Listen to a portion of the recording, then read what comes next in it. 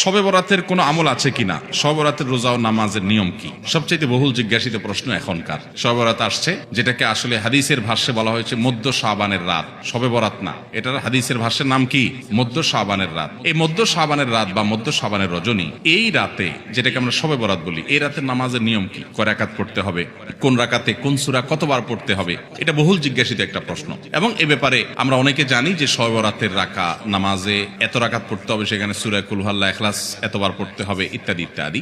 লাইলাতুল কদর ছাড়া অন্য যে সমস্ত রাতের ফজিলত আছে, এর মধ্যে 10টা রাতের কথা আল্লাহ তাআলা শপথ করেছেন, ওয়াল ফাজরি ওয়া লায়ালিন আশর। সে 10টা রাত হলো জিলহজের প্রথম দশক। খবরও নেই আমাদের দেশে মানুষের, যে রাতগুলোর শপথ আল্লাহ কোরআনে করছেন, কত ফজিলতপূর্ণ, কিন্তু জিলহজের প্রথম দশকের রাতের কোন বিশেষ ফজিলতের কথা আমরা কয়জনে জানি?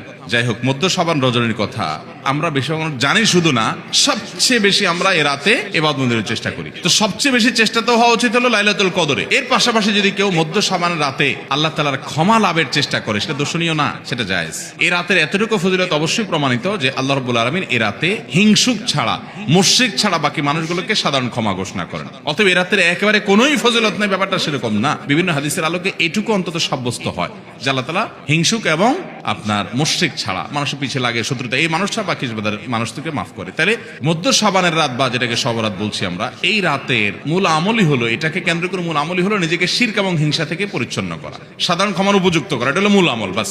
এর বাইরে আপনি ক্ষমা লাভের জন্য যদি চেষ্টা করেন, সেটা কোনো দর্শনীয় বিষয় নয়। তবে এই রাতকে কেন্দ্র করে বিশেষ ফরম্যাটে নামাজ, রাত জেগে, তারপর বিশেষ ফরম্যাটে ইবাদত, এই সূরা এতবার, এই নামাজ এত রাকাত, এরকম কোনো কথা কোরআন হাদিসে বর্ণিত হয়নি।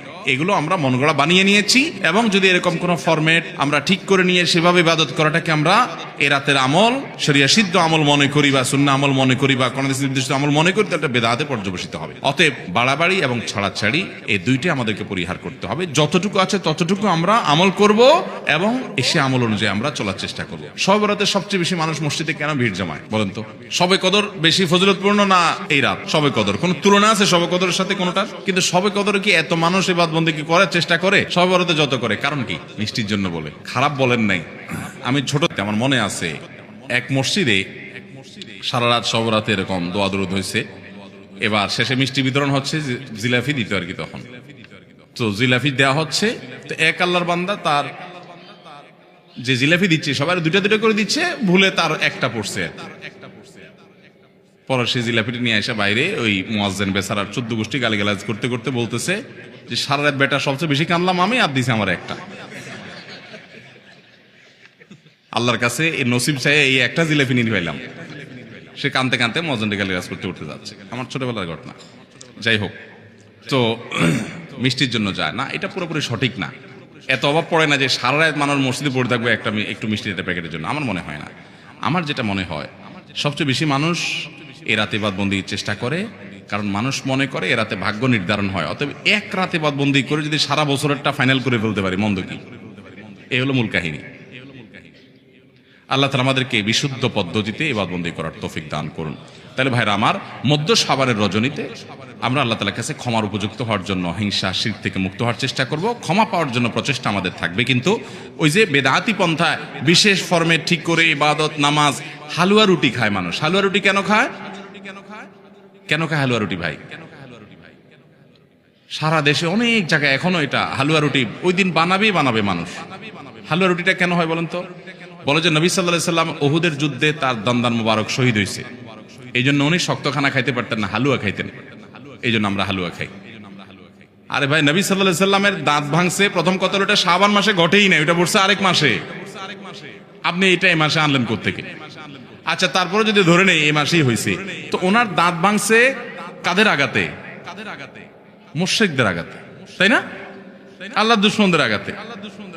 তো কাফেরদের আঘাতে, দাঁত ভাঙাতে উনি হালুয়া খাইছে বলতেছেন, যদি এটার কোনো ভিত্তি নেই, বোগাস কথা। তারপরে ধরে নিলাম, তো আপনি ভালো দাঁত নিয়ে হালুয়া খাচ্ছেন কোন শরমে?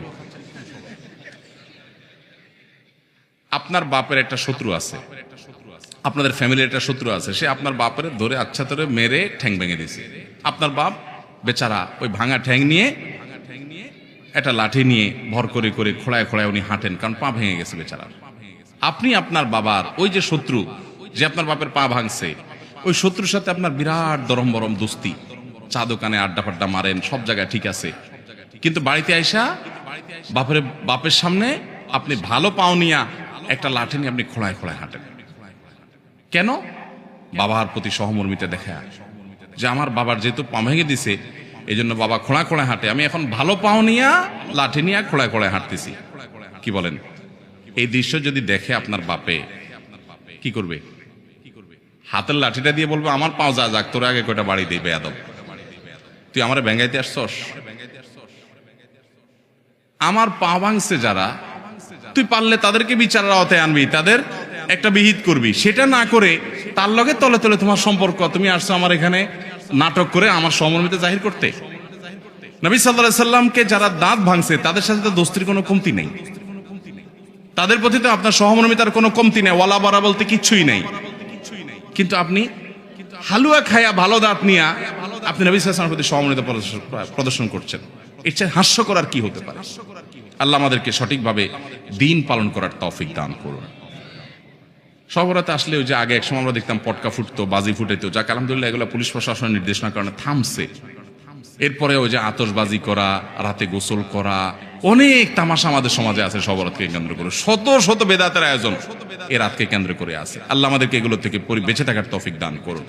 আমরা আল্লাহর কাছে ক্ষমা লাভের চেষ্টা করবো, আল্লাহ আমাদেরকে ক্ষমা লাভ করার, ক্ষমা পাওয়ার তৌফিক দান করুন।